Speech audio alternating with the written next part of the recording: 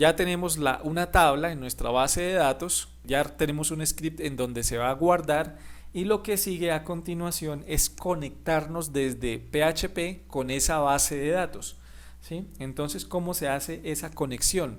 ¿O cuál es la forma de hacerlo? O una de las formas de hacerlo. Lo recomendable es crear un nuevo script, lo podemos llamar conexión o como quieran, en mi caso lo voy a llamar conexión.php, en donde, aquí está, vamos a abrir y cerrar nuestras etiquetas PHP. Y en este script lo que vamos a hacer, repito, es solo conectarnos con la base de datos, ¿sí? Entonces, para conectarnos con la base de datos necesitamos 4 parámetros. Un primer parámetro que es un servidor, en este caso se llama localhost, recuerden. Un segundo parámetro que es el usuario de la base de datos, el usuario, coloquémosle db usuario.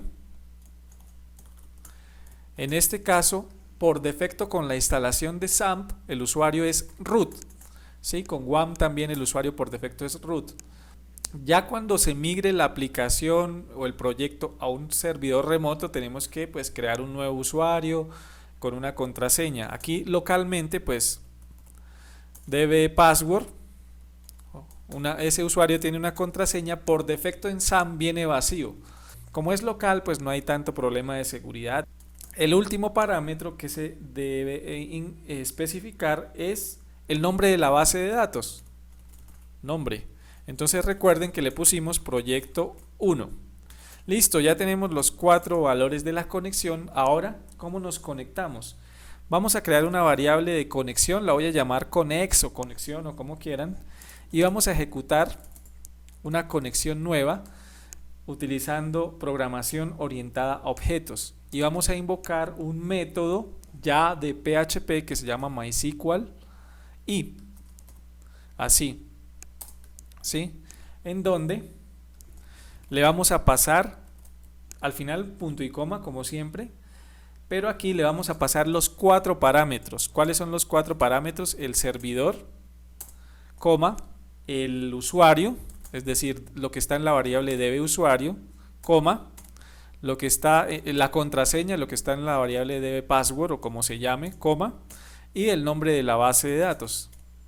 Listo, ahí le paso los 4 parámetros y si todo está bien ya estaré conectado con la base de datos y esa conexión quedará aquí en esta variable. Listo, puedo hacer una validación para verificar si está correcta la conexión, en donde simplemente yo pregunto si esa variable conex, vamos a llamar un método que se llama, que es propio de PHP y de MySQL, que es este, en donde si esto es un número, si esto es mayor que 0, quiere decir que no se pudo conectar, ¿sí? Si hubo algún error, entonces vamos a imprimir con echo o con una función que se llama, que es esta, vamos a imprimir aquí, imposible conectarse con la base de datos, y podríamos imprimir a continuación, concatenar e imprimir el error, ¿sí? Entonces voy a llamar la variable de conexión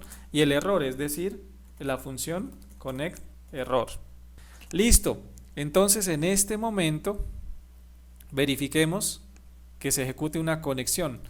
Vamos aquí a localhost proyecto 1 barra conexión .php, no pasa nada, o sea, si está todo bien. ¿Qué pasa si por ejemplo me hubiese equivocado aquí digitando el nombre de la base de datos? Me faltó una E. Veamos qué sucede. Vean que como estoy imprimiendo el error aquí, me dice imposible conectarse con la base de datos, no existe, desconocido, se desconoce la base de datos. Si estuviera bien la base de datos y de pronto el usuario estuviera mal digitado, vean que nos dice que acceso denegado para ese usuario. ¿Por qué? Porque no existe, el usuario se llama realmente root. ¿Listo? Entonces aquí ya tengo un script con el cual me voy a conectar de acá en adelante a la base de datos que se llama proyecto 1. Entonces ya nos conectamos, ahora vamos a ir aquí a guardar y lo que vamos a hacer a continuación es incluir ese archivo con una función de PHP que se llama include, ¿sí? Include, y el nombre entre paréntesis, vamos a indicar el archivo que se llama conexión.php. ¿Qué quiere decir esto? Que en guardar.php estoy llamando todo lo que está aquí. Es decir, en guardar.php también ya me estoy conectando con la base de datos. ¿Listo? Entonces ya puedo empezar a hacer operaciones con la base de datos. Operaciones como cuáles, como insertar, como consultar, como actualizar, como borrar datos, ¿sí?